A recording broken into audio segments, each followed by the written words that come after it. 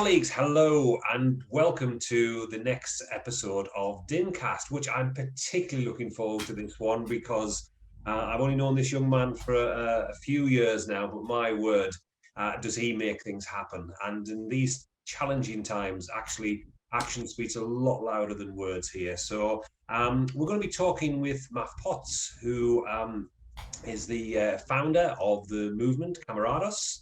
And I think it's really pertinent in these times that we explore what these community models can actually do and how we can start to bring people together. So, Maff, welcome to DINCast. Hey mate, how you doing?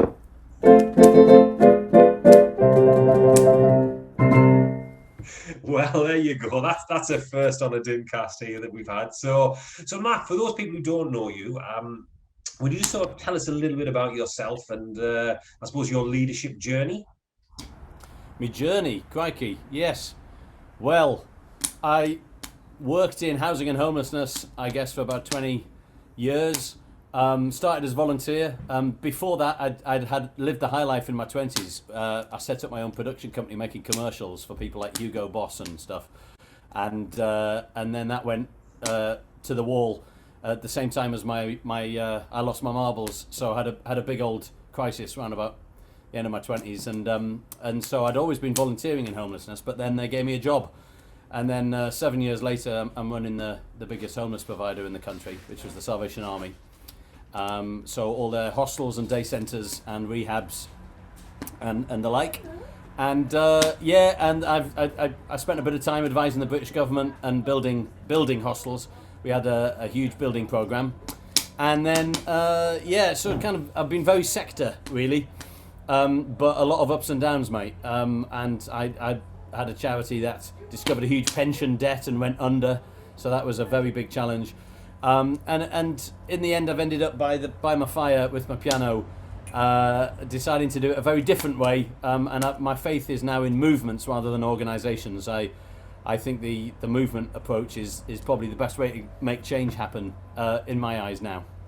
We'll come back to that and sort of look at sort of the Camarados piece, but I've been sort of just rewinding it sort of a little bit further. I mean, clearly you've got the entrepreneurial drive and spirit, and you've got all the associated things with that. You know, you will take risks and you will manage risks and things like that. But just coming back to that point about, you know, you'd set up a successful business and then it went down, and then sort of that time in your sort of your late 20s. I mean, that must have been really difficult for you, and I just wondered if you could share, because obviously in these times, you know, I think lots of people are feeling some well-being issues. You know, how did that sort of, you know, impact on you, and how did you come through it?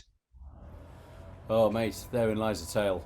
Well, I think, you know, I pretty much the seeds of what I'm doing now were there in what got me through it. I mean, they often say that, don't they, about people who are big evangelists for certain things is because they've gone through it themselves. The two things that got me through it are the same two things that I think we all need, and they're the two things that are the cornerstone of the Camarados movement, and that's friends and purpose. Two things. They're actually when you boil it all down, they're the only two things we need. And I'd spent, you know, the following 20 years trying to deal with people who similarly had kind of got themselves to the edge. And I tell you what, mate, when you hang around with people who are right on the edge, whether it's homelessness or addiction or whatever, you don't have to hear about what matters to people, because, you know, when you've gotten out and you don't know what to do with yourself, you're right up against it. You talk about what matters and they talk about people in their life and a sense of purpose. So it's the same two things, you know. And in the times that we're in, I know, sort of talking with a lot of our members and things like that, people are, because they're working remotely, they don't have that sort of community of sort of getting together with people, and we need that sort of human interaction and things. I mean, how has that been for you and Camarados in terms of how you reach out to your sort of your community and movement? Well, we really operate on the basis of pull, not push. So it's a really interesting one, actually. In my leadership journey for 20 years was flawed with one single major flaw, which was that I believe you have to go where the bad energy is and change minds and hearts and turn it around. That's the classic sort of missionary approach. What I've realized in the last 5 years is you go where the good energy is, where people get it, and you work with them, and oh my, does change happen so much quicker. Instead of arithmetic, it's exponential, and that was a major shift for me. And so people come to the movement. So recently we've started a primary school project. Primary schools were coming to us, and we weren't doing anything with schools, and they were coming to us and saying, we'd like you to work in primary schools. And so that's how it happened.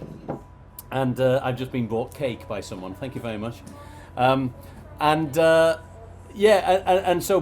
pull, really. And if we pushed it on people and said, be a part of our movement, you do not get as much change happening. You just don't. And that's really interesting from a social housing perspective to get that sort of balance right then. And so in terms of the Camarados then, explain to listeners a little bit more about how you got the I suppose the vision for this, and what it is that you're trying to sort of do with it, and when and where there might be some connection to the social housing sector. Sure. Well, I mean, the social housing sector is extraordinary in the fact it has access into people's lives like no other, just no other, on a huge scale, and they will see people going through the normal course of their lives, the whole arc of their lives, and that's what I was seeing in services. But I was tending to be running services that had people who got to the bottom of the cliff, and so I was very much in that sort of scooping up big entrenched problems, and I'd fed up with that. So the Camarados movement is trying to help people at all stages, bottom of the cliff, halfway down, and the top of the cliff. And so what we do is we just talk about tough times. And I walk into room after room and say to people, put your hand up if you've ever had tough times, and every hand goes up. This is universal. We don't have to segment people into labels. Everyone goes through it.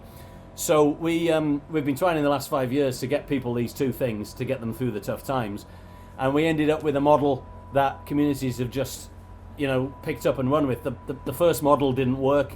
We iterate, but this is the one that has caught fire, and it's called public living rooms, and it's just a space where people can go when they're feeling a bit rough and be alongside each other with no client group attached to it, no outcomes attached to it, permission to be rubbish, not achieve anything, sit there, cup of tea, sofa, fairy lights, piano, open fire if you like. This is the vibe we're going for. And what you see happen, of course, is that actually lots does happen, and you do get lots of outcomes because people look out for each other. And the mutual thing is where it's at, Ian, because I look after you, you look after me. We both have an instant hit of the two things: instant connection, instant purpose, because I'm looking out for you, and there's no bigger purpose.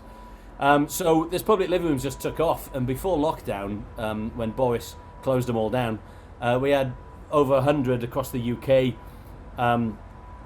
United States, and Europe, and down in Australia and New Zealand as well, all growing up around the world. We've had to change our model, but during lockdown it's actually gone bigger now, with our online stuff, and which is very exciting.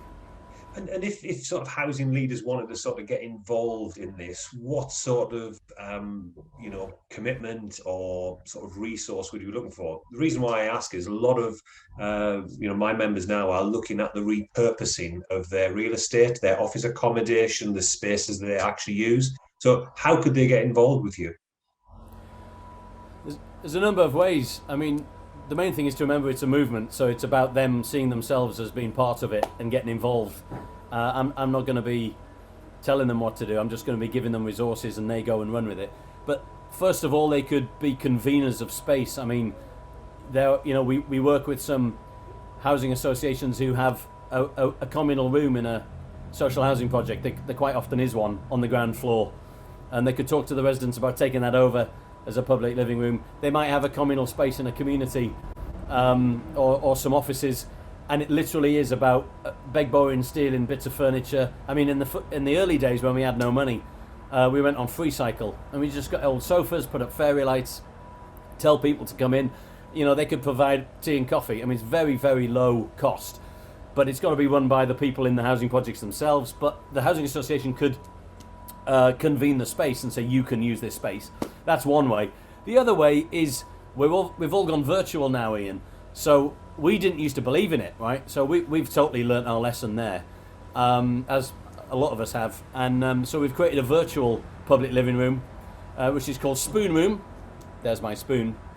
And you bring a spoon to a Zoom call, and we've got a little one-pager that shows you how to do it. But we also host our own on a Wednesday and Saturday. You're welcome to come. I'd love you to come. It's 1 hour a week. It's absolutely cracking on a Saturday morning. People from all over the world dial into a Zoom call. Strangers. You hold a spoon. You talk for 3 minutes. No one interrupts you. Say what you like. And then you have a conversation. And if you want to interrupt, you wave your spoon. Because Zoom calls are a nightmare otherwise. If you're not feeling so good, you bring a teaspoon. If you're feeling great, you bring a ladle. You can decorate your spoon. And it's just a bit of a laugh, which it connects people in this strange virtual environment. So that's another thing you can do as well. You could get people across housing projects doing spoon rooms. People in the office, you can connect the chief exec with a resident by both going on a spoon room.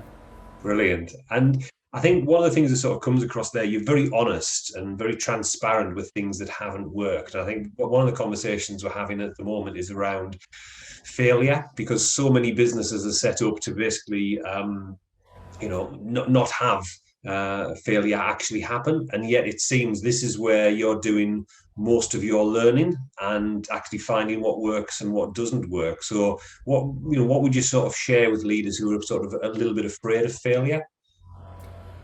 Well, mate, I tell you, we've got these 6 principles which are woven through all our work. We have tested them in the field again and again, and they stand up.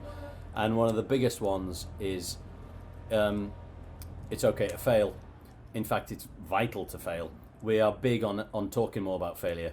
And it's one of the massive things that holds this country back. In Britain, we write a business plan for 9 months, then we do a feasibility study for 3 years, then we decide not to do it. If you pop over to Silicon Valley, they don't write a business plan for 9 months. They start using the product on Tuesday, and then it messes up on Wednesday, and they fix it on Thursday, and you just go. So failure is not just about mental well-being; it's also about economic success. Actually, if you put things in the field early and just keep going, you learn so much. And my gosh, you make mistakes. You've got to be okay with making mistakes, though, and instead of being paralyzed by them, you put the kettle on, you bust out the biscuits, and you laugh about them, and then you try it again.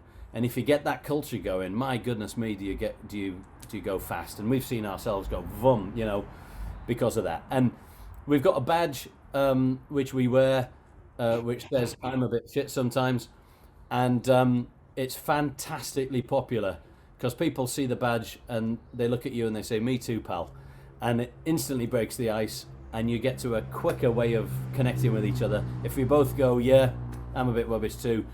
I would say the inability to experience failure and get over failure is probably the single biggest thing holding us all back. Absolutely, and sort of just to sort of show that Maff is the originator of this, he very kindly gave me one of his badges, which I feel very honoured for. So thank you for that. So what are the sort of challenges for you in the future in terms of, as I say, growing this movement? Because obviously scale is going to be very important to reaching out to people who need help and things like that.